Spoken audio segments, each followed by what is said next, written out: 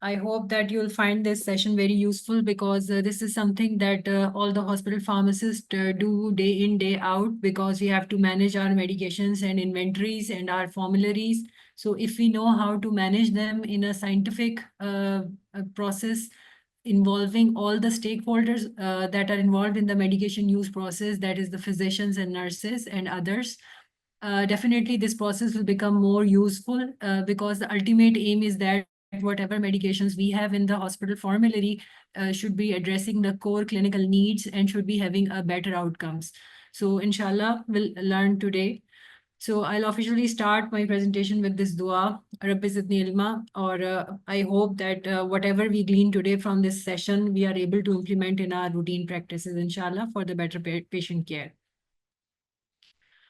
Okay, so just to begin with some foundation, ताकि we have some basic, know-how of the process and systems, and then we can further build upon the concept.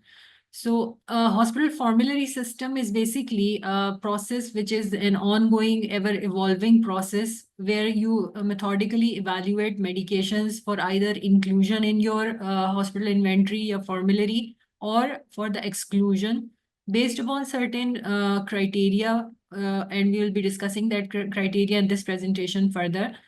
And also to establish guidelines for optimal use of medications, because the idea is not to just procure or purchase a medication and just start using it, but the idea is to establish guideline for optimal use so that patient gets most benefit out of it.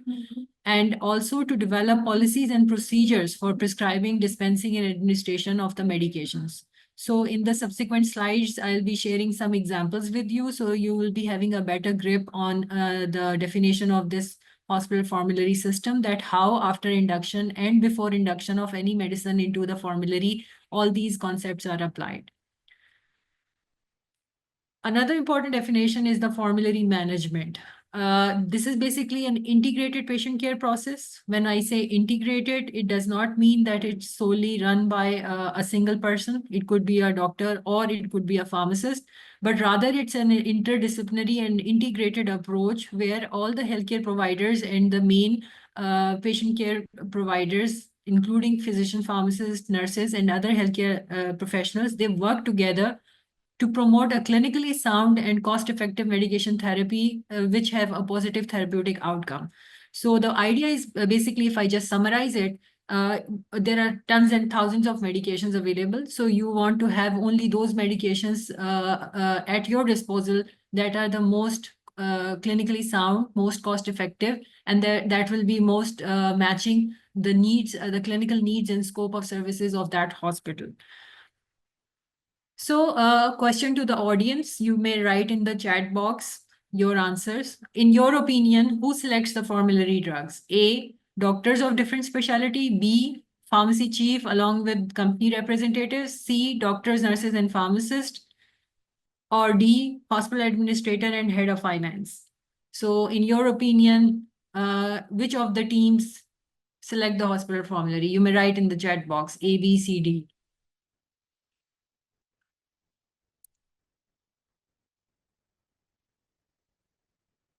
Okay. Just write in the chat box.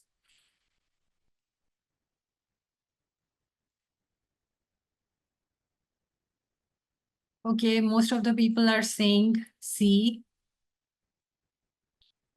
One of the attendees said B. So that's really tricky. Okay. Few more answers coming in. Few said A, B, according to some of the attendees. Okay. All right. So majority are saying C, and some think it is B, the pharmacy chief and company representative. And a few said doctors of different specialties. So the correct answer basically is C, that is the interdisciplinary team that consists mainly of these three players along with others in a form of a committee, usually which is known as Pharmacy and Therapeutics Committee or Drug and Therapeutics Committee, whatever name you want to give. But in literature and in best practices, usually it is PNT, Pharmacy and Therapeutics Committee.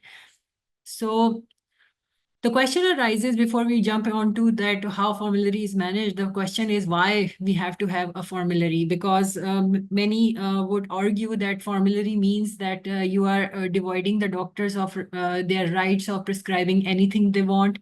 You are devoiding healthcare professionals of using medicines of their choice. So there are plenty of arguments in the favor of formulary or against formulary. So the best practice is to have a hospital formulary, just because, as I mentioned earlier, that there are tens and thousands of medications available by different brands or by generic means. How on earth it is possible that all of those can be utilized without any check and balance? Plus, every organization has a limited resources, and they have to spend on the purchase of their medications, and they don't have to purchase just the medications, but many other things, many more other than medications. So they have a limited budget to spend on. So it is not possible to, take every drug available in the market to be on your inventory, and it creates lots of different issues that I'll be discussing in different slides. And most importantly, that out of so many available products, what would be your criteria of identifying that they are of good quality, they are of clinical use, and they will be giving a necessary treatment outcome that you have envisaged. So definitely there has to be some mechanism through which these medications are scrutinized, and only those that are fulfilling the criteria of clinical safety, efficacy, and cost effectiveness and quality, they come into play, and they are available for use in the patient care system. So that's why a formulary is needed. First of all, I talked about the cost of inventory, because you have a limited budget to purchase, and not all the budget can be consumed over the purchase of medications, because hospital have to purchase capital equipment, PET scan, CT scan. They have to purchase other supplies that are important for hospital use, for surgical supplies or laboratory diagnostic supplies, and many other things. So for a limited budget, it is important that you have to spend it wisely on the products that are more of better quality and better cost. Another important issue is the cost of poor quality. Just imagine a product which is having repeated recalls due to quality issues, due to packaging issues, due to labeling issues, due to feedback from the users, that is, there is a lack of response of this drug, or this response is not up to date. Sometimes the drug produces response, sometimes it does not produce response, so variable response drugs. So there are so many issues associated when you actually use the drug in real life. So you have to work on those incidents and errors that are associated. Sometimes you have to recall the batch, you have to send it back to the company. During this return, you might not have other product available, other lot or batch available, so you have to go for an alternate. So this all effort requires some manpower and man hours. So that is technically the cost of poor quality. And definitely, if any kind of issue or error ends up to the patient has to suffer the cost as well, in terms of increased length of stay, in terms of increased medication usage to mitigate the effects of the medications. So if the medications are not of good quality, and they don't have a consistently represented quality, definitely either the hospital will suffer, or the patient will suffer, or both will suffer. The third point is the evidence-based medicine. Like in subsequent slide, I will be sharing with you that under a under a particular category of a drug class, there are so many generics available. For example, think about non-steroidal anti-inflammatory drugs, and how many molecules are available under NSAIDs, how many molecules are available under PPIs, proton pump inhibitors.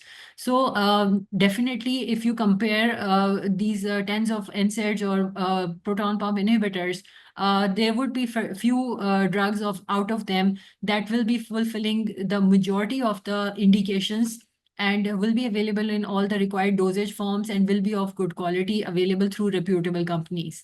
So you don't have to keep all the NSAIDs in your formulary. You don't have to keep all the PPIs in your formulary. So those who are fulfilling the criteria of clinical use, definitely those should be prioritized based on evidence, whatever the literature suggests that which of them are better suited in different indications. The risk associated with the drugs is another issue. That's why we have a formulary. The clinical risk, like I've told you about, you know better than me that drugs of same class may have different adverse effect profile. Some drugs may cause neurological effects. Some drugs may not cause that. Some may cause renal or hepatic damage. Some may not. So you have to identify that which drugs are clinically better in terms of safety and efficacy. So you have to mitigate the risk, because if you keep all of them, the medicines that have a higher risk, whenever will be given to the patients, obviously the patient has to suffer, and based upon that suffering, hospital has to incur some cost in order to mitigate those issues. Then you have to keep in mind the legal issues, because if not many drugs fulfill the legal requirements, I'll be talking about that as well in subsequent slides. And suppose if the drugs are identified in a pharmacy, which is a licensed premises, which are not registered, obviously that may have a legal disciplinary action and up to the sealing of the pharmacy, and definitely penalty to the qualified persons and proprietors there. So that results in the legal, financial, and reputational loss or risk. So definitely you have to be very much cognizant of the fact that not all drugs are legally appropriate to be kept in the pharmacy. So only those drugs that fulfill that criteria should be prioritized. Then quality products with a cost-effective price, obviously out of tens of multiple products available of a certain generic, not all of them will be through quality. So how we assess the quality, definitely that is a question that we'll be discussing in further slides, and ensuring availability. Because we all know, as we work in different hospitals, we know that, for example, if we talk about midazolam, suppose, we all know that midazolam has different brands available. Not all the brands are available throughout the year. Many of them face consistent or constant shortage or chronic shortages, while some others are consistently available. So you have to prioritize based upon your critical drugs, that you have to induct those products that have a consistent and smooth supply chain, so that your patient needs are met uninterruptedly. So how does a typical formulary looks like? So it usually includes pharmaceuticals, जो हमारी medications है, registered medications, nutritional supplements for maybe general health well-being के लिए हो सकती हैं. It could be due to for chronic kidney disease patients. It could be for the diabetic patients. So different nutritional supplements are available, especially patients who are on tube feedings. Definitely they require these nutritional supplements. Then we have nutraceuticals, the supplements for the well-being and health maintenance, usually most of the times. Now, they also come under the ambit of Drug Regulatory Authority of Pakistan, and Nutra and cosmeceuticals, the medicated cosmetics, they fall under the ambit of DRAP, and they are required to be registered or enlisted, because otherwise it will be not legally sound to keep those drugs which are not registered in your formulary. And then radiopharmaceuticals. And on the other side, you can see other than drugs like surgical and consumables, that includes the devices, medical devices and implants that is also under the ambit of Drug Regulatory Authority now, and they have to pass through a proper registration mechanism again. And if you are keeping any unregistered medical device or implants, that is also subjected to legal action. Disinfectants and miscellaneous products. Many pharmacies keep FMCGs like maybe diapers, maybe sanitary pads, things like that. And last but not the least, the investigational drugs, because many of our pharmacies we know of, they are involved in the clinical research unit, and those medications that are investigational are also kept at the pharmacy for proper dispensing. So this is a typical hospital formulary would look like. And a few hospitals have all of them, while some have some of them. So you have to see that which of these are applicable to your setting. So in our scope of presentation, because there are lots of products, we cannot be, completing them in 1 hour webinar. So we are confining just only to the pharmaceuticals and other health and OTC products under nutraceutical preparations. So question to you that, do you think that selection of drug is an easy and simple process? Yes, no, don't know. Write in the chat box, please. So in your opinion, selection of a drug is an easy or simple process?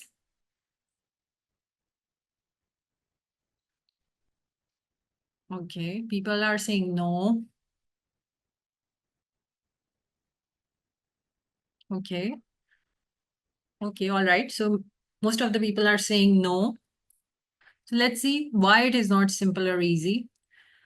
So like I said, there are many products available in the market. So they have to see this funnel. This funnel system is basically your scrutiny method, that which of these available medications should reach to your formulary, and only that medication should qualify, that has a better cost profile and better clinical efficacy and safety profile. So this is in a nutshell what hospital formulary management is. So once you talk about how it happens actually, so you can see that this funnel process technically starts with availability, that how many products are available and that are known to you. The second is the interest. Like interest means, for example, you have an oncology unit, so definitely you will be interested in knowing what is available out there in the oncology portfolio. And if you are not having any oncology unit, so it doesn't matter to you. So it depends on the scope of service or specialties that you are offering.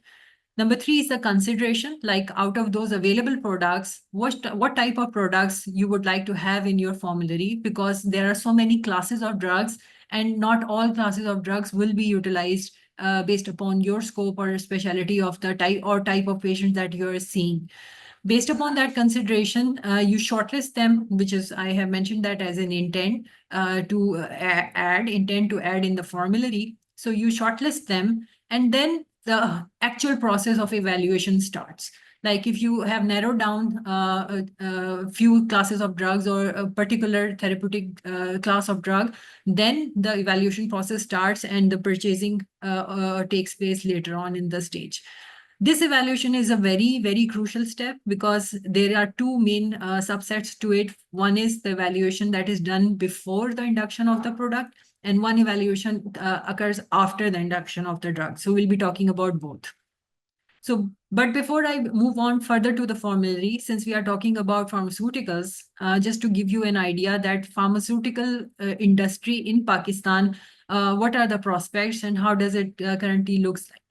So it's a 748 million rupees industry, and it is growing at the rate of almost 15%, which is a remarkable growth rate. And there are more local companies as compared to multinational companies, and more than 11,000 prescription products are registered in Pakistan, and OTC and other products are other than those. So you can see that just out of prescription pharmaceuticals, we have to face 11,000 products, out of which we have to apply the principles of KG. They are most cost effective, clinically sound, blah, blah. So we have to be very careful that whatever comes to our use has to be properly scrutinized. So we are currently exporting almost around 235 million USDs. That's the worth of our export. And the good thing is that our pharmaceutical industry meets almost 90% of the country's demand of finished medicines, because there are many countries, they are totally dependent on the imports, like Afghanistan, for example. They don't have pharma industries established there. So we are lucky in that regards that our pharma company is fulfilling the most of our requirements. But the other side of it is that raw material is not produced here. So we have to rely almost 50 to 60% of our raw material has to be imported from other countries, including India and China. They are the major suppliers of our APIs, active pharmaceutical ingredients. We don't have so far any FDA approved plant but one of our probably two of as of now as I speak, two of our pharma industries have become the member of PICS, which is Pharmaceutical Inspection Convention and Cooperation Scheme. So that shows that we are on the path of improving our specs based upon the best practices at the international level of pharmaceutical industries. So this is the size and bulk of the products and the business that we are talking about. So what are the challenges? Like everybody, we agreed that this is not an easy task, that selection of the drug is not an easy task. We all agree. So what are exactly the challenges? So first of all, you have to see that in terms of manufacturing and import, when you compare the pharmaceutical products with the nutraceuticals, what exactly is the issue? First of all, pharmaceutical industry is a very tightly regulated industry. You have to have a license, registration of the product, the very tight price control. It takes months and years to get a price tag on a newly registered product. Then checks on the raw materials which is imported, the source of raw material. DRAP has a very keen eye on that. Company have to have GMP audits, their continuous GMP audits, and their certifications, proper robust QA QC. These are the requirements. Whether they are fulfilling or not, that's an entirely different question. But definitely these are the stringent requirements that are in place for the companies. Warehousing and distribution practices, pharmacovigilance, PV, and recall mechanism. These are some important aspects of the pharmaceutical. But on the other hand, when you talk about the nutraceuticals, they don't need any kind of that stringent regulation as compared to pharma, although they are regulated by DRAP. So in this case, they have to have an enlistment of the manufacturer or the importer, and enlistment of the product. And as compared to pharma, that have a less stringent QA and QC mechanism, a loose price control, and overall a weakly regulated sector as compared to pharmaceutical industry. Another important aspect that we have to face, that because most of the times our knee-jerk reaction is that कि जो multinational company की product होगी तो वो better होगी. So this is something, a notion that we used to follow and still follow. But you have to be aware of this fact that many of the companies are doing their contract manufacturing, which is toll manufacturing. So it may be a product of a multinational company, but actually it is manufactured by a local company. So here you can see that how many companies are actually performing, toll manufacturing from the local companies. And there are so many common company names that you can see on this list. Another important thing is the mergers and acquisitions, because most of the multinational companies are winding up their businesses from Pakistan. So their product line have been adopted by many local companies. And these are some of the examples. So list is not exhaustive. So there are so many other examples available till date, that now the owners of these products or their product lines are actually the local companies instead of multinational companies. So it looks what it is actually not. So you have to be aware of who actually is manufacturing the product, rather than whose name tag is being used on the promotion and marketing. Another important thing is the therapeutic value. As we talk about the challenges, the therapeutic value, like I've told, that there are many products available under a specific product class or therapeutic class, like ACE inhibitors. So there are so many ACE inhibitors available in Pakistan. So would you keep all 7 or 8 of them? Obviously, it's not a sound or justified decision that you have to keep all the ACE inhibitors in your formulary. So what should be the mechanism of it? So we'll talk about that later. Just take a guess. Omeprazole is one of the very commonly prescribed product in Pakistan. Almost every prescription has a PPI on it. So in your opinion, how many registered brands of omeprazole are available in Pakistan? Up to 40 to 60, 60 to 70, or more than 70 brands are available. Take a guess.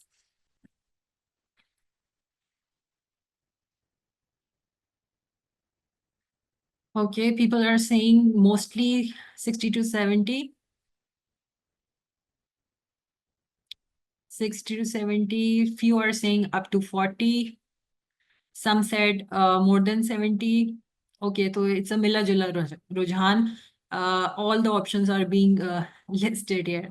So just for your surprise, the amount of registered brands of omeprazole is more than 70 in Pakistan right now. So again, the question arises, do you have to put all the 70 brands in your formulary? Obviously, it's not a wise decision. So what should be the criteria that how you will filter and come up with the omeprazole brands that are best out there in the market? So we'll talk about that criteria. So another important thing is the therapeutic, nature of the product. This is a label of a nutraceutical, and these lines that are written here that I've highlighted as red, they are mandatory labeling requirements as far as nutraceuticals are concerned. And I'll just read it for you that this is not an allopathic drug. It is a dietary supplement classified under the SRO 412. It is not intended to diagnose, treat, or cure any disease. So it means that nutraceuticals are intended for the well-being and promotion of the health as a supplement, and they are not intended for any actual diagnostic or therapeutic need.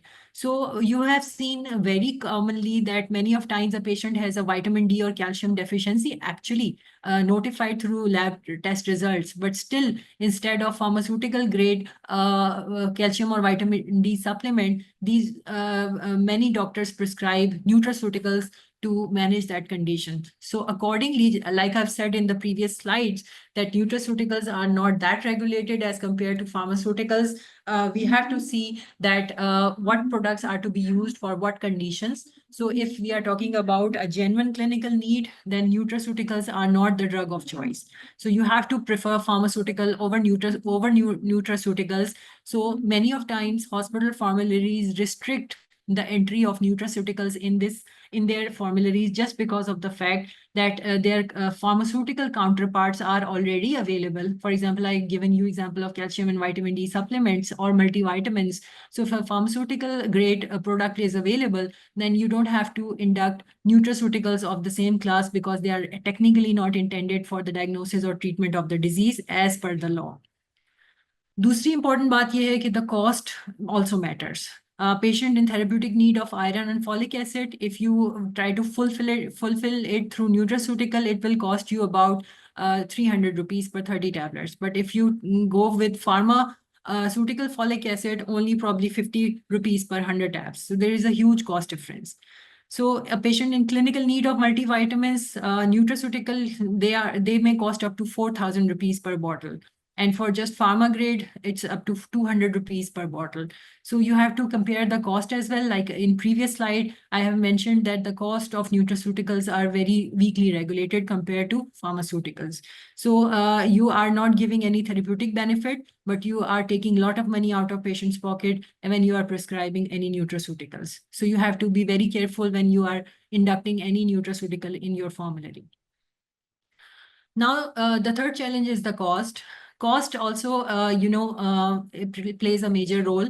Now, this is an important slide because we will be culminating all our, understanding of the subject in the last slide using this particular slide. So you have to look very carefully and tell me if you have to choose this meropenem 1 gram out of brand A, B, C, D, E, F, which brand you would like to choose. And you have to write it down with you because we'll be coming back to the slide at the end of the presentation and we'll further threadbare on it, like was your choice wise or not.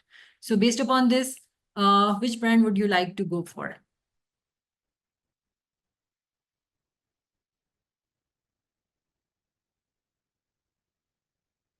Okay. Think about it, people.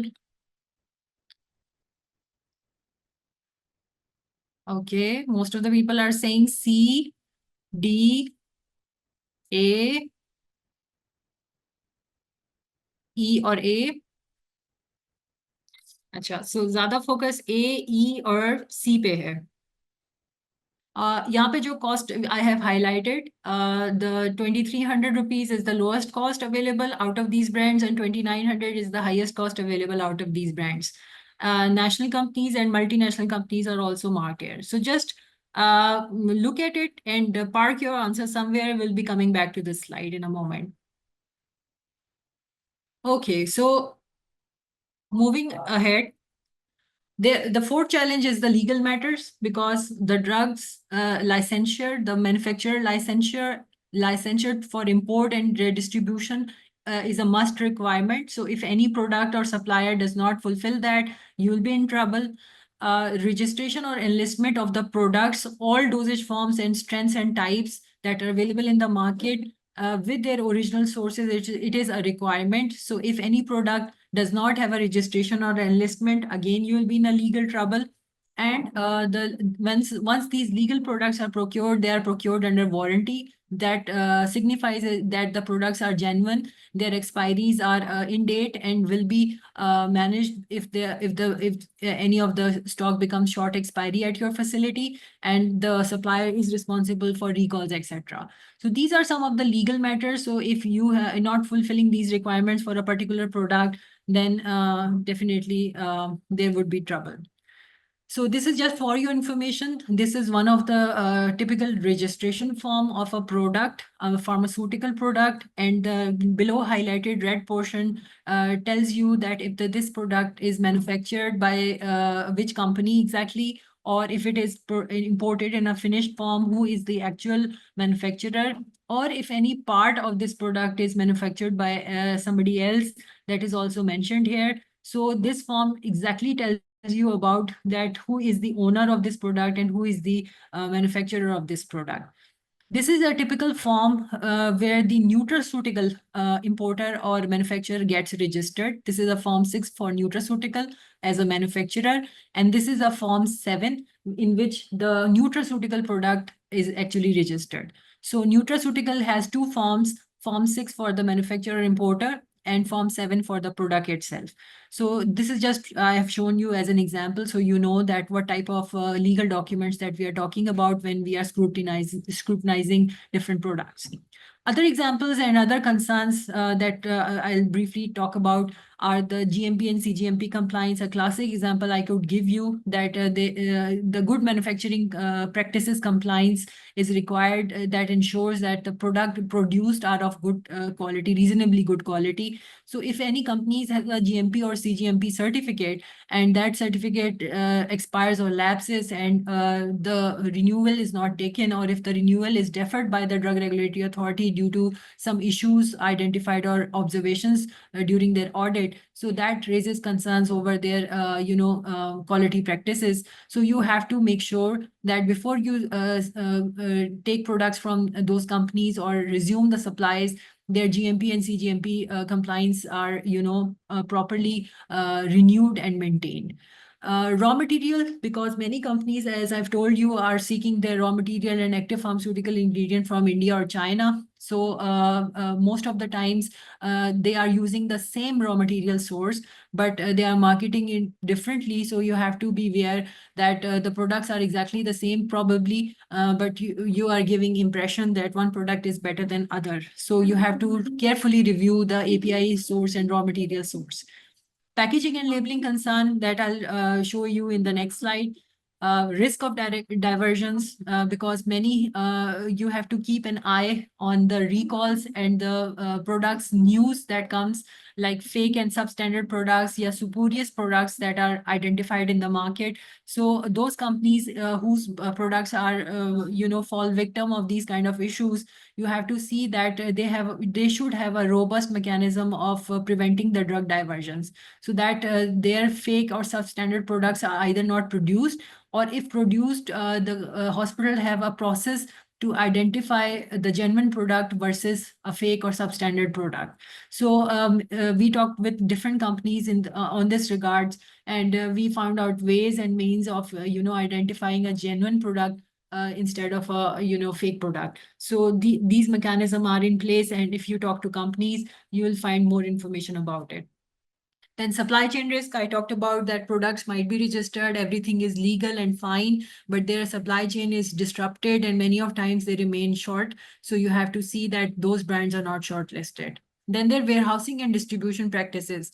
So most of the times we have found in this category that manufacturing is excellent with GMP, CGMP, बेहतरीन raw material they are using. But when they come to appointed distributor who is going to provide this medication to you, that distributor is not maintaining either their cold chain is not maintained, their power backups are not maintained, their temperature humidity controls are lagging. So these kind of issues we find at the distributor or warehousing level. So you have to address that product that is produced in a good quality is preserved during transportation and distribution and reaches to your facility in intact form.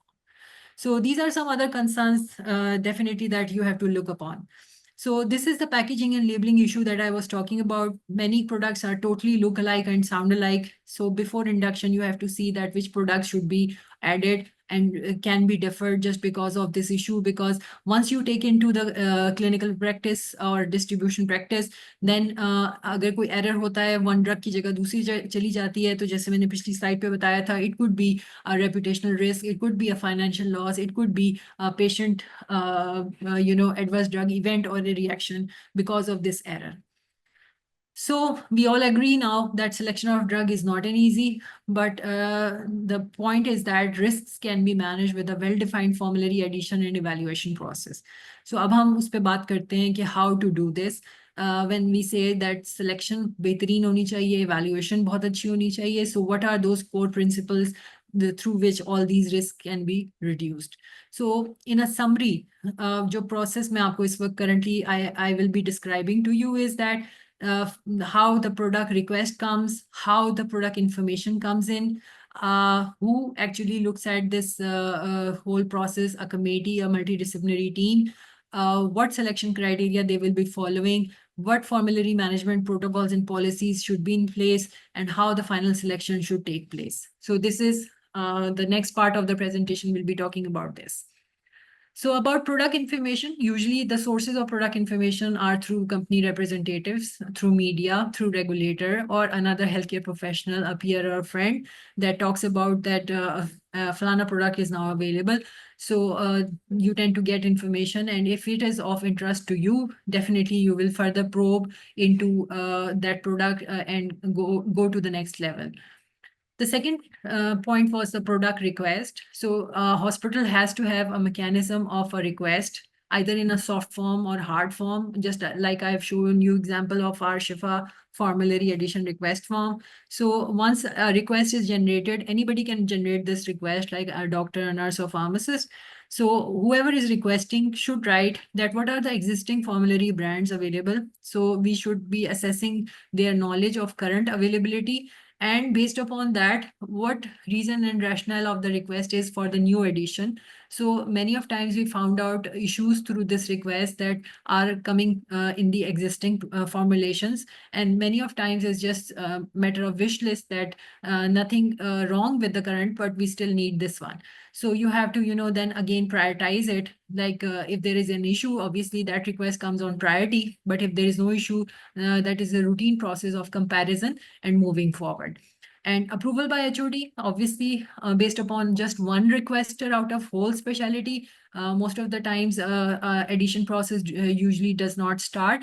But if most of our doctors of particular specialty or their HODs are recommending, then the process of approval for further review can be started. So this is just an example.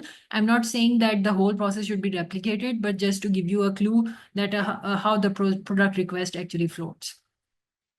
The third step was the evaluation and selection committee. So like I've said, that pharmacy and therapeutic committee is the epic body comprising of multidisciplinary team members. This committee has a defined terms of references that it has to perform all those tasks that I have described you during the definition part, like they're making policies and guidelines, they're approving restrictions of use, they're approving the indications of use, they are approving addition or deletions based upon a criteria. So all these mandates of the committee are defined in the terms of references. So committee could meet monthly. Many hospitals can meet on a biannual basis or a quarterly basis. That's up to you. And a formulary addition deletion is a regular agenda of the Pharmacy and Therapeutics Committee. So this is not just a hospital requirement or a best practice. It is now a legal requirement as well, by the way, that you have to have a PNT committee and you have to have a formulary. So these are the guidelines of standards of establishing hospital pharmacies in Pakistan. These are notified by Drug Regulatory Authority in May 2024 last year. And if you go to the section of the selection and procurement of medications, this selection specifically talks about having a PNT committee and a well-controlled hospital formulary mechanism and the process of drug selection and many other things under this particular set of standard. So it's not just a best practice anymore. It is a legal requirement that you have to have a robust and sound mechanism of hospital formulary management. The fourth point is the drug selection criteria. Now you have committee in place, the requests are coming in. Now what parameters you are going to select the medications. So this is a journal, a statement. It's not, a hard and fast rule. But you can you amend it as per your requirements. But generally speaking, the best practices are the medications are preferably selected based upon their quality. Quality means that they are listed in the official compendium, because sometimes you will see on the packs that the products are mentioned as BP or USP under the generic name. But under some brands, against generic name, it is mentioned on innovator specs or on company specifications. So they are not yet listed under the compendium. So you have to be aware of those products that are not yet listed under compendiums. Then products approved by the reference authorities, including FDA, EMA, or MHRA, primarily the developed countries, US, Australia, Canada, or Japan. So this is a particular list of reference countries available from the DRAB. So drugs registered in those countries are preferred actually, and they minimally bear CGMP and GMP and ISO certifications that would tell you that their production and their quality assurance mechanisms are good. They have best active pharmaceutical ingredient source, and any sort of equivalence like biosimilarity or bioequivalence or pharmaceutical equivalence studies will be an added benefit if a particular product can provide you that. So second is the positive recommendations out of drug evaluation monograph. इस पे अभी हम बात करते हैं कि drug evaluation monographs कैसे बनाए जाते हैं. And then this product is actually needed, nice to have product नहीं है. जैसे हमने कहा nutraceuticals, they are nice to have products, they have no as such clinical indications as such, and they are actually available, because sometimes requester would request a medication which is not available in Pakistan or not registered in Pakistan. So you have to take them to the therapeutic alternates available. So you have to see that at least minimum these criteria are followed in order to shortlist a product for further scrutiny. So coming to the drug evaluation monograph, it could be a drug evaluation monograph or it could be a class evaluation monograph. Usually the clinical pharmacist team prepares this. And this monograph covers the clinical aspects and efficacy spectrum of a drug class. It means that आप एक 1-2 pager एक document बनाएंगे in which you will mention the listed indications, क्या mechanism of action है उस product का, safety in special population, for example, pediatrics, neonates, patients with pregnancy lactation, patients with impaired renal hepatic condition. So उन special populations में जो है इसकी safety कैसी है, special dose adjustment requirements हैं या नहीं है, adverse effect profile क्या है, boxed warnings या contraindications. These box warnings actually tell you the post-marketing surveillance record of this drug, कि मार्केटिंग के बाद अगर कोई प्रॉब्लम इसमें आइडेंटिफाई होता है तो definitely it comes as a box warning और black box warning. So that gives you a good justification कि अगर उसी कैटेगरी की थेरेप्यूटिक क्लास की किसी और ड्रग में बॉक्स वार्निंग नहीं है या सेफ्टी बेहतर है या एडवर्स इफेक्ट प्रोफाइल बेहतर है, तो डेफिनेटली आप उन ड्रग को प्रेफर करेंगे compare to the second product. Literature review क्या कहता है, आपने फर्ज करें हमने एस इनहिबिटर के पीछे स्लाइड देखी है, अगर आपको लिजिनोप्रिल और फोसिनोप्रिल के बीच में ही कंपैरिजन करना हो तो उसके ऊपर आप ये थॉट प्रोसेस अप्लाई करें. लिटरेचर क्या सजेस्ट करता है कि which drug is better, which drug is has better onset of action, better duration of action, side effect profile किसका कम है. लिटरेचर में क्या है, जो हाइपरटेंशन गाइडलाइंस हैं गोल्ड स्टैंडर्ड सपोज, वो क्या रिकमेंड करती हैं, कौन सी एस इनहिबिटर रिकमेंड करती हैं. सो ये सारी इंफॉर्मेशन आप वहाँ से निकालते हैं. Then you come to the cost of it, and finally the regulatory approval, जो हमने पीछे बात की थी कि किस प्रोडक्ट का रेगुलेटरी प्रोसेस ज़्यादा साउंड है ताकि उन प्रोडक्ट्स को प्रेफर किया जाए. सो ये ड्रग इवैल्यूएशन मोनोग्राफ जो है आप प्रिपेयर करते हैं. दूसरी इंपॉर्टेंट बात है कि you have to consider the safety, like I have talked about the box warnings and black box warnings. And another important point is the REMS, which is Risk Evaluation and Mitigation System.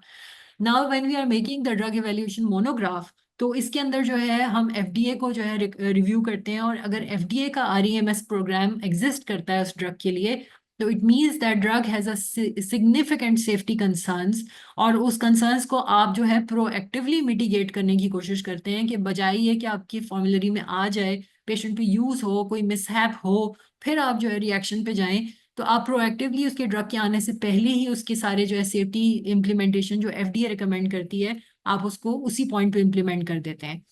Classic example मैं आपको यहाँ पे दूं, this is विगाबैट्रिन prescribing form. जब विगाबैट्रिन पाकिस्तान में launch हुई थी, शिफा formulary was considering it. So when we looked at the REMS, we found out that vigabatrin has a major side effect of vision loss if periodic vision and baseline vision tests are not performed. So now this is a significant issue that patients may have to face. So instead of having this on board and then reacting to it, we proactively developed the prescribing form, the patient consent form, and patient education brochure, in which all the requirements for periodic and baseline vision checkups and consult with the ophthalmologist, everything was written, and based upon that consent, the vigabatrin was prescribed. So all the safety checks were in place right at the time of induction of the drug into the formulary, instead of having a mishap later and then reacting to it. So this is how REMS programs from FDA help you to identify issues and resolve them. So this is a typical drug evaluation form of miragablin, just as an example.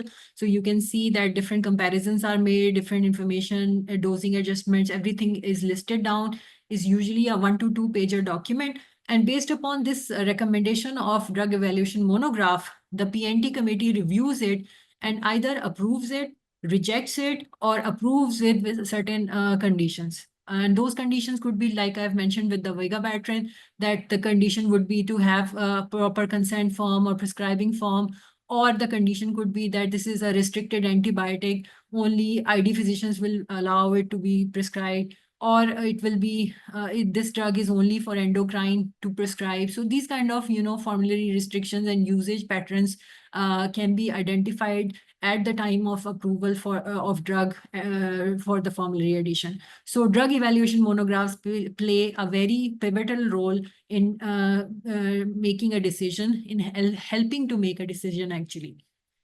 So in a nutshell, the process is that a new drug comes in, you prepare a drug evaluation monograph, you also share it with key prescribers so that their input can be taken. Then this drug evaluation monograph is presented to PNT committee.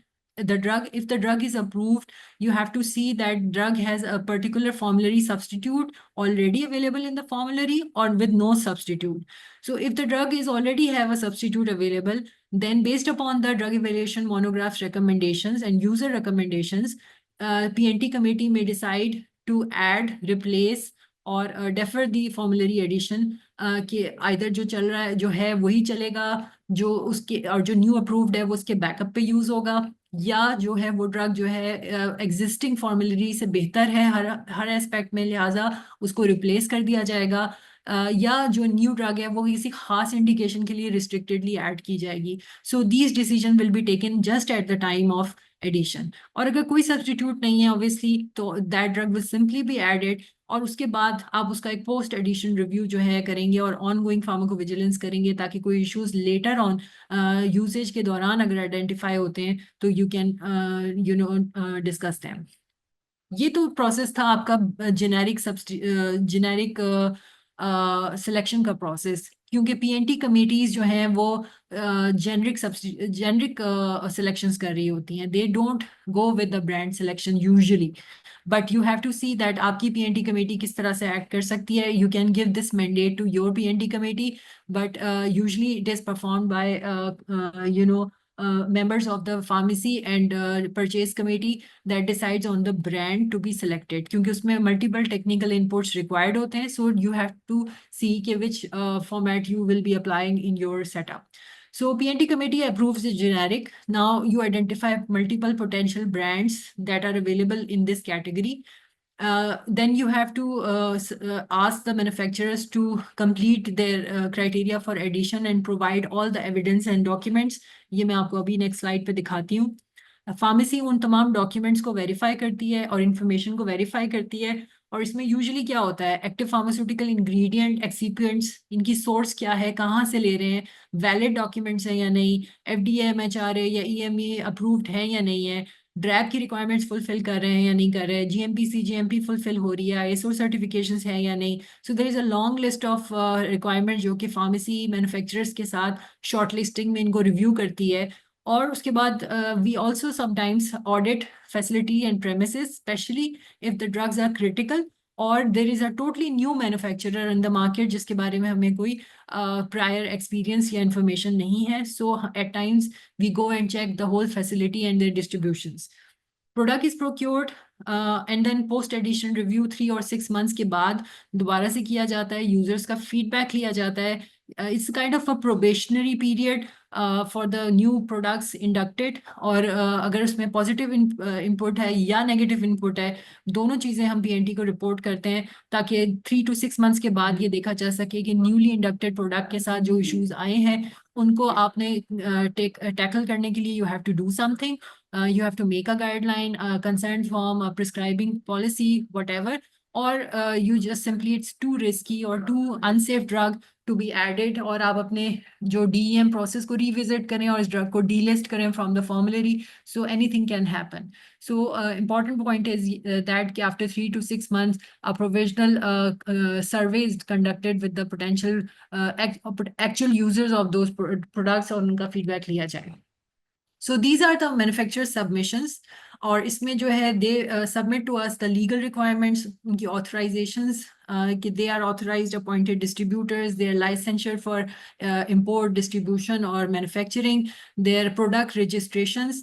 Then they also present to a pharmacy the API raw material source, उनकी credentials कि वो कौन सी authority से जो है वो certified है, कोई equivalence है जैसे मैंने कहा था bioequivalence या biosimilarity, या आपकी फार्माकोइक्विवेलेंस की स्टडीज कंडक्टेड हुई हुई हैं, कोई थर्ड पार्टी टेस्टिंग हुई हुई है जैसे ड्रग टेस्टिंग लैब्स ड्रैप की या CDL central drug testing lab, वहाँ से कोई टेस्टिंग रिपोर्ट्स हुई हुई हैं, क्वालिटी एश्योरेंस क्वालिटी कंट्रोल का डेटा जिसमें हम सर्टिफिकेट ऑफ एनालिसिस वगैरह चेक करते हैं, ये सारे जो है स्क्रूटनी की जाती है. उसके बाद क्वालिटी सेफ्टी रिस्क जिसके अंदर LASA, look like sound like packaging, labelling, recall का मैकेनिज्म एग्जिस्ट करता है या नहीं कंपनी का, फार्माकोविजिलेंस का सिस्टम है, कोई इंसिडेंट का रिपोर्टिंग का मैकेनिज्म एग्जिस्ट करता है, कल को इस प्रोडक्ट के साथ कोई इशू हो जाए and we have to report it, और कंपनी कहेगी जी सॉरी जी हम तो ये प्रोडक्ट के इस तरह की कोई डील नहीं करते कोई इंसिडेंट्स को, फिर आप क्या करेंगे. So it is checked eight the time of induction. And supply chain risk जैसे मैंने डाइवर्जन की बात की थी, शॉर्टेजेस की बात की थी, डिस्ट्रीब्यूटर और वेयर हाउसिंग स्टोरेज की बात की थी जिसमें humidity, temperature control, security of the products and cold chain maintenance, ये सारी चीज़ें सप्लाई चेन में आ जाती हैं रिस्क में. इनको आपने असेस करना है. और फिर finally the price to the patient and price to the hospital, the cost price and the maximum retail price of that product, ये सारी सबमिशंस हैं जो हम मैन्युफैक्चरर के पास से ले रहे होते हैं. Now coming back to it, मैंने आपसे कहा था कि आपकी जो चॉइस है इसको आप पार्क करें. सो बहुत सारे लोगों ने ACDE इसमें से जो है सिलेक्ट किए थे. नाउ आई वुड रिक्वेस्ट कि मैं आपको कुछ फर्दर इंफॉर्मेशन प्रोवाइड कर रही हूँ जो हमने इस कंपनी के रिप्रेजेंटेटिव से ली है. अब बेस्ड अपॉन दिस अब आपकी चॉइस एग्जैक्टली इसमें क्या होगी या क्या होनी चाहिए. So please right in the chat box based upon this added information provided. Source जो यहाँ मेंशन हुआ है, this is the source of active pharmaceutical ingredient meropenem, ठीक है. और नीचे मेंशन है कि ये आप इस कंपनी ने खुद मैन्युफैक्चर किया है या इसकी टॉल मैन्युफैक्चरिंग करवाई है.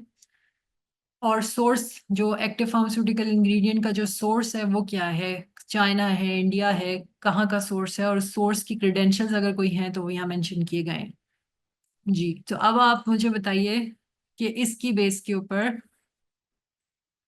कौन सा प्रोडक्ट बेस्ट प्रोडक्ट आपको नजर आ रहा है. Okay, so majority, almost all, everybody is saying A. Very good. So I think so far the webinar is going very successful. अच्छा, अब मुझे ये बताएं कि how many of you changed your opinion? Previous आपका जो selected brand था वो कुछ और था और अब आप A select कर रहे हैं. Honestly, मुझे बताएं how many of you have changed your stance? Ji, any inputs?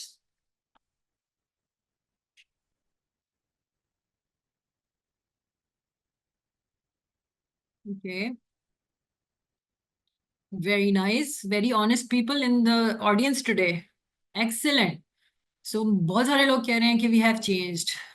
C to A, D to E. Majority ने A को किया है. Very nice. So just giving you single information कि the product is of multinational company or national company और based upon कौन सी drug सबसे ज़्यादा cost effective है. These are not the decision making points for selection of the drug. Now you have seen that आपने A select किया है, which means that A जो है A जो है वो आपका source US FDA approved Chinese source है. It means that it's a third party approved. US FDA is the most stringent regulatory authority in Pakistan in world, one of the most stringent. So definitely अगर वहाँ से ये plant approved है और वहाँ से ये मैन्युफैक्चरिंग एपीआई की हो रही है तो इट मीन्स कि बेस्ट सोर्स का जो है एपीआई लिया जा रहा है.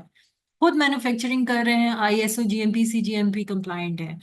जबकि बहुत सारे लोग ऐसे थे जिन्होंने ई और एफ किया था जस्ट बिकॉज दे थिंक कि मल्टीनेशनल का है तो अच्छा होगा.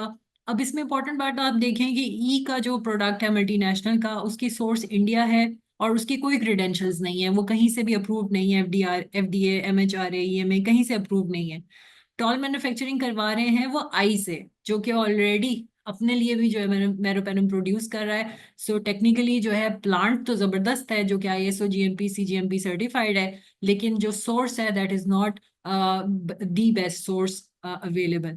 अगर आप एफ ब्रांड की बात करें तो इसका भी सोर्स ए जैसा है, ओन मैन्युफैक्चरिंग कर रहे हैं, आईएसओ जीएमपी सर्टिफाइड है, दोनों इक्वलेंट हैं. लेकिन यहाँ पर मैटर क्या करेगी, कॉस्ट मैटर करेगी. सो ब्रांड ए आपको जो है कॉस्ट इफेक्टिव 2400 का मिल जाएगा और आपको एफ ब्रांड जो है 29 का मिल जाएगा.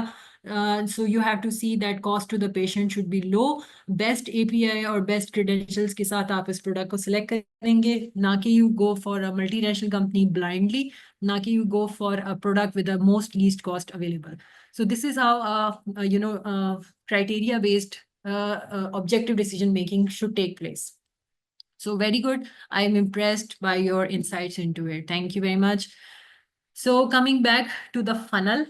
So in a nutshell, जो pre-induction evaluations that we do, we make a drug evaluation monograph जो कि clinical aspects को cover करता है. We do the technical evaluation जिसमें certificate of analysis, airway bills, कहाँ से lot actually purchase की जा रही है, ड्रैप की क्लियरेंस उस पर है या नहीं है, एफडीएमएचआर अप्रूव्ड है या नहीं, bio equivalence studies and so many other things जो कि मैंने भी आपको लास्ट स्लाइड में बताया है. Legal aspects, drug manufacturing license registration वगैरह, safety aspects, LASA box warnings, REMS इस प्रोडक्ट का है या नहीं, ये सारा प्री इंडक्शन है. पोस्ट इंडक्शन में मैंने आपको बताया कि पोस्ट एडिशन रिव्यू आप करते हैं और फिर based upon that it's a probationary period of a drug and you based upon this you either modify the practices or you just simply delist the product if it is very unsafe. Okay, so another post-induction mechanism for review is the pharmacovigilance setup. आपके कितने medication errors हो रहे हैं उस product के साथ, incidents की कोई रिपोर्ट हुए हैं, क्वालिटी इश्यूज रिपोर्ट हुए हैं, ब्लिस्टर्स ठीक नहीं आ रहे, इनकी लेबलिंग ठीक नहीं है, पेशेंट जो है वो इंसुलिन पेन पे डोज डायल करता है तो उसमें ये इशू आ जाता है. So many quality issues could be that, or there could be problems related to therapeutic response. जैसे मैंने पहले कहा था कि इनकंसिस्टेंट है या सिरे से प्रोड्यूस ही नहीं हो रहा. एडवर्स ड्रग रिएक्शन कितने हैं इस ड्रग के साथ, कोई रिकॉल्स हुए हैं आपकी हॉस्पिटल में या जो है कंट्री में जो है इस प्रोडक्ट के रिकॉल्स. ड्रैप की वेबसाइट हर वक्त आपको रिकॉल्स अपडेट दे रही होती है। सो जिनको ये नहीं पता कि रिकॉल्स कहाँ से पता चलते हैं, ड्रैप की वेबसाइट को आप जो है एटलीस्ट वीकली विजिट ज़रूर किया करें और रिकॉल्स को चेक किया करें। और उन रिकॉल्स में से जो ब्रांड्स या बैच नंबर्स आपके पास अवेलेबल हैं उनको फौरी तौर पर रिव्यू किया करें। So this is a routine practice that pharmacy have to take place. Divergence तो नहीं हुई है। इसी तरह जहाँ पर रिकॉल्स का अलर्ट आता है ड्रैप की वेबसाइट पे, वहीं पर सब स्टैंडर्ड फॉल्सिफाइड या सुपूरियस ब्रांड्स की भी अलर्ट्स आते हैं। So you have to check them regularly. Many of times हमें कोई इस तरह का सुपूरियस ब्रांड का या फेक प्रोडक्ट का अलर्ट ड्रैप से आता है, तो हम उसको अपने बैच में चेक करते हैं और फिर अगर उसमें कोई इशू हो तो हम फौरी तौर पे कंपनी से कांटेक्ट करते हैं जस्ट टू असर्टेन कि कहीं हमारे पास तो नहीं सप्लाई चेन में वो फॉल्सिफाइड बैच आ गया। और हम उसकी जेन्युइननेस को इंश्योर करते हैं कंपनी को कॉल करके और उससे वेरीफाई करके। So you have to keep an eye on number 4 and number 5 through DRAP's website, जो कि ये सारी जो नोटिफिकेशंस हैं, अलर्ट्स हैं, वहाँ पोस्ट होते हैं। फिर हम जो है post addition review, annual formulary review करते हैं, जिसमें ड्रग ऐड होने के बाद एक प्रोबेशनरी पीरियड 3 to 6 months का तो होता है, लेकिन साल में at least one time we seek inputs from the prescribers कि if they are satisfied with available formulary products, they want to report something, they want to have some more drugs available, उनको list down कर दें, या कोई उनकी journal और mechanic और comments या कंसर्न्स हैं तो वो हमसे शेयर कर दें। तो it's a regular one yearly process जिसमें हम जो है वो कंसल्टेंट्स और प्रिस्क्राइबर्स और डॉक्टर्स का फीडबैक ले रहे होते हैं। So in conclusion, the routine product selection mode अगर आप देखें पाकिस्तान में या worldwide, not just Pakistan, everybody usually thinks about in this way कि I know it's good, company is good, हमें हमें पता है अच्छी रिप्यूट की कंपनी है। बहुत सारे हेल्थ केयर प्रोवाइडर्स का ये ख्याल है कि if it is of multinational company it is of good quality. I have used it, so that's why I think it's good. My colleagues have used it. It's cheap. I know the company. Medical representative is very considerate. They gave us big grant for the conference and so forth. So these are the routine product selection modes जो कि हम apply करते हैं. Whereas in formulary management, you have learned today that you have to see that company has to maintain legal requirements, good manufacturing practices, GMP and CGMP is followed. Q and QC is there in terms of documentation and evidence. You have to check those Q and QC records. Source of API is authentic and good. Tests and trials are performed like bioequivalent studies, biosimilar studies, and so forth. Competitive pricing they are offering, and safety is addressed in terms of their labeling and packaging, look-alike and sound-alike issues, and their box warnings or their REMS, etc. And safety with regards to their supply chain is also addressed. Like I've told you about the temperature, humidity, diversion, security of the products, and many other things. So you have to see that whichever product is, fulfilling the criteria, most of these criteria out of this list, they have to be shortlisted instead going blindly for certain जो हमारे clichés हो चुके हैं कि minimum cost की ले लें या एमएनसी की ले लें तो it would be best. So this is how in a nutshell, only those medications will reach to your formulary that are of best quality. So that is all from my side. Thank you very much for your patience and for your participation. If you have any questions. Thank you, ma'am, for your insightful presentation. Now we have some questions from our audience. First question is, how can we ensure that the drug has more positive effect rather than adverse effect? देखिए, first of all you have to see the literature, ठीक है, जो real world evidence है और जो आपकी clinical trials का data है, ये आपको बताता है. फर्स्ट करें, मैंने आपको एस इनहिबिटर्स की एग्जांपल दी है. अगर आपको 3-4 एस इनहिबिटर्स को कंपेयर करना है तो आपको आज भी लिटरेचर में ये पता चल जाएगा कि which ACE inhibitors is better in terms of their side effects profile या adverse drug effects profile. So safety के पॉइंट ऑफ व्यू से उसमें से हो सकता है लिजिनोप्रिल जो है शॉर्टलिस्ट हो जाए, मैं एक मिसाल के तौर पे कह रही हूँ. So you have to see the literature and the real world evidence. और दूसरा, जो मैं ब्लैक बॉक्स वार्निंग की बार बार बात कर रही हूँ, दैट टेल्स यू कि पोस्ट मार्केटिंग में इस ड्रग के साथ क्या इश्यूज निकले हैं. सो अगर इसका आप जो है समराइज करेंगे तो you will be in better position to tell कि सेफ्टी वाइज कौन सी ड्रग बेहतर है. There is another question. What is the future intervention or reforms required for nutraceuticals, specifically related to their quality control? देखिए जो हमारी कुछ products ज़ाहिर है उसके अंदर जो क्रिटिकल प्रोडक्ट्स हैं उनको जो है स्पेसिफिकली उनकी रॉ मटेरियल किस तरह से जो है वो लिए जा रहे हैं, उन रॉ मटेरियल का जो क्वालिटी कंट्रोल या क्वालिटी चेक्स हैं वो क्या हैं, जो उनके लेबल क्लेम्स हैं कि फॉर एग्जांपल आप कह रहे हैं कि इसके अंदर जो है कोलिकैल्सिफेरॉल इतने यूनिट्स है, तो वो लेबल क्लेम फुलफिल हो रहा है या नहीं हो रहा, या जो क्वालिटी ऑफ प्रोडक्ट जो उसके अंदर मिनिमम कंपेंडियल ग्रेड के जो प्रोडक्ट्स हैं आप यूज़ कर रहे हैं, प्रॉब्ली उस तरफ हमें जाना पड़ेगा. मे बी हर चीज़ के ऊपर ये सारी चीज़ें अप्लाई नहीं होंगी, लेकिन जो क्रिटिकल सोर्स इंग्रेडिएंट्स हैं एटलीस्ट उनके ऊपर अप्लाई होना शुरू हो जाए तो काफ़ी बेहतरी फिर भी न्यूट्रास्यूटिकल्स में आ सकती है.